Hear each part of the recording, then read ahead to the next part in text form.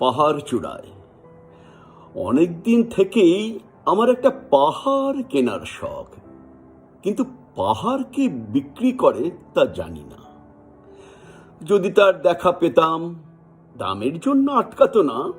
আমার নিজস্ব একটা নদী আছে, সেটা দিয়ে দিতাম পাহাড়টার বদলে। কে না জানে পাহাড়ের চেয়ে নদীর দামই বেশি। পাহাড় স্থানু, নদী বহমান। তবু আমি নদীর বদলে পাহাড়টাই কিনতাম, কারণ আমি ঠকতে চাই। নদীটাও অবশ্য কিনেছিলাম একটা দ্বীপের বদলে। ছেলেবেলায় আমার বেশ ছোট্টখাট্ট ছিমছাম একটা দ্বীপ ছিল, সেখানে অসংখ্য প্রজাপতি। শৈশবে দ্বীপটা ছিল বড় প্রিয়। আমার যৌবনে দ্বীপটি আমার কাছে মাপে ছোট লাগলো। প্রবহমান ছিপছিপে তন্নি নদীটি বেশ পছন্দ হলো আমার। বন্ধুরা বলল, ওইটুকু একটা দ্বীপের বিনিময়ে এত বড় একটা নদী পেয়েছিস, খুব জিতেছিস তো মাইরি। তখন জয়ের আনন্দে আমি বিহ্বল হতাম। তখন সত্যিই আমি ভালোবাসতাম নদীটিকে। নদী আমার অনেক প্রশ্নের উত্তর দিত, যেমন, বলতো আজ সন্ধেবেলা বৃষ্টি হবে কি না।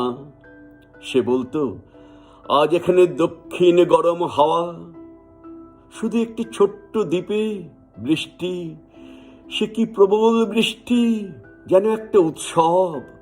আমি সেই দ্বীপে আর যেতে পারি না। সে জানতো, সবাই জানে, শৈশবে আর ফেরা যায় না। এখন আমি একটা পাহাড় কিনতে চাই। সেই পাহাড়ের পায়ের কাছে থাকবে গহন অরণ্য, একেবারে চূড়ায়, মাথার খুব কাছে আকাশ, নিচে বিপুলা পৃথিবী, চরাচরের তীব্র নির্জনতা। আমার কণ্ঠস্বর যেখানে কেউ শুনতে পাবে না। আমি ঈশ্বর মানি না, তিনি আমার মাথার কাছে ঝুঁকে দাঁড়াবেন না।